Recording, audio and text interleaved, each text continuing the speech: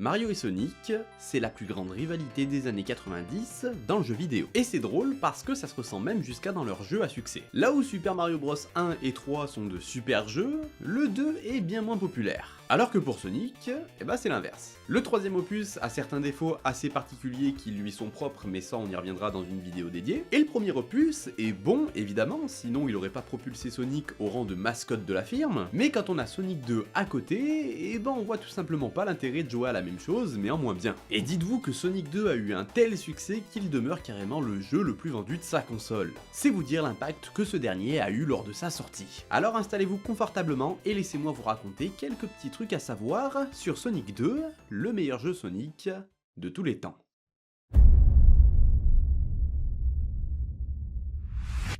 Miles Power. Ça vous dit quelque chose? Bon, ça vous dit peut-être rien, mais pourtant je peux vous garantir que vous le connaissez très bien. Puisque Miles Power, c'est le vrai nom d'un certain renard jaune à deux queues qui fait son apparition pour la première fois dans Sonic 2. Et oui, si de nos jours le terme Shitty Friend est souvent employé pour parler des nombreux amis de Sonic un peu trop présents et un peu trop nombreux, il fut un temps où il n'en avait qu'un et c'était pas forcément plus mal, son meilleur ami, Tails. Tails. L'ajout de ce dernier permet à un deuxième joueur de rejoindre la partie, et si sur le papier c'est une bonne idée, dans la pratique, la caméra ne suit que Sonic, ce qui rend la navigation un petit peu laborieuse quand on est le deuxième joueur. Et pour ce qui est du mode un joueur de base, Tails est quand même présent aux côtés de Sonic, mais se contente de le suivre sans rien faire. Mais vous pouvez vous rendre dans les options pour choisir de ne parcourir l'aventure qu'avec Sonic sans Tails à vos côtés, ou à l'inverse, avec Tails uniquement. Et on peut dire ce qu'on veut, mais c'est quand même assez couillu comme choix de permettre de reléguer le héros de son jeu au second plan. Surtout quand on est le Mario Killer. Bah oui.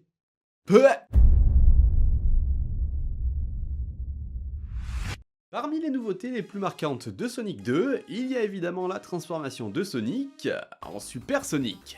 Pour passer en mode Super Sonic, il fallait dans un premier temps récupérer les 7 Chaos Emerald. Par la suite, vous deviez récolter un minimum de 50 pièces, vous rendre sur un checkpoint et sauter afin de vous rendre dans un stage bonus. Dans ces derniers, vous deviez récolter un maximum de pièces pour espérer obtenir l'une des 7 fameuses Emerald du chaos. Et ainsi de suite jusqu'à les avoir toutes récoltées. Mais comme les bonus stages étaient hyper longs et que faire ça 7 fois, c'est super chiant, la plupart des gens utilisaient tout simplement le code de triche avec les musiques dans le menu du jeu. Et ça vous permettait de vous transformer directement en Super Sonic après avoir récupéré vos 50 pièces et tout défoncer sur votre passage.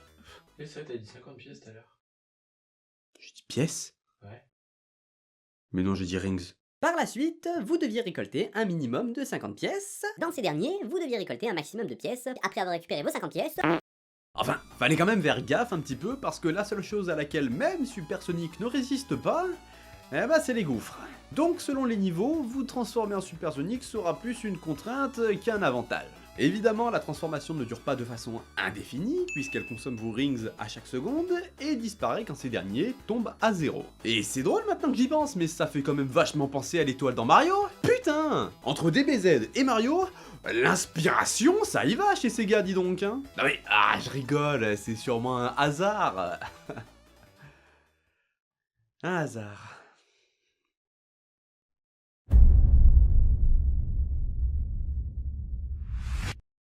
Est-ce que vous connaissez Knuckles? Si vous n'y connaissez rien, vous me direz sûrement non c'est qui. Si vous êtes un expert, vous voyez déjà où je veux en venir. Et si vous vous y connaissez un peu, vous me direz oui évidemment, Knuckles c'est le copain rouge de Sonic, un petit peu grognon sur les bords, introduit dans Sonic 3. Et vous auriez tort de me dire ça.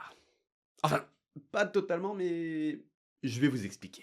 Puisque Knuckles est présent dans Sonic 2. Et oui, pour faire venir ce dernier dans votre jeu, il fallait avoir en votre possession le fameux Sonic et Knuckles, dont la cartouche est assez particulière, et insérer Sonic 2 juste ici, afin de transformer votre Sonic 2 en...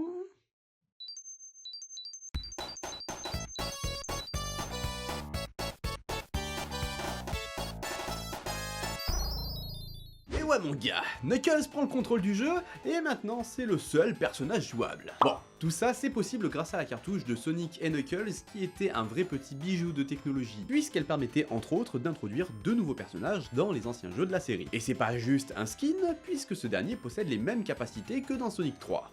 soit planer et escalader les murs. Et tout comme Tails, s'il récupère les 7 émeraudes du chaos, il pourra bénéficier de leur pouvoir, mais n'aura pas de skin de Super Saiyan comme notre bon vieux Sonic. Hashtag tristesse. Et bon, c'est vrai que j'ai un peu menti, puisque sa première apparition c'est bel et bien dans Sonic 3 en février 94, puisqu'il faudra attendre la sortie de Sonic et Knuckles en octobre 94, pour que ce dernier soit disponible dans Sonic 2.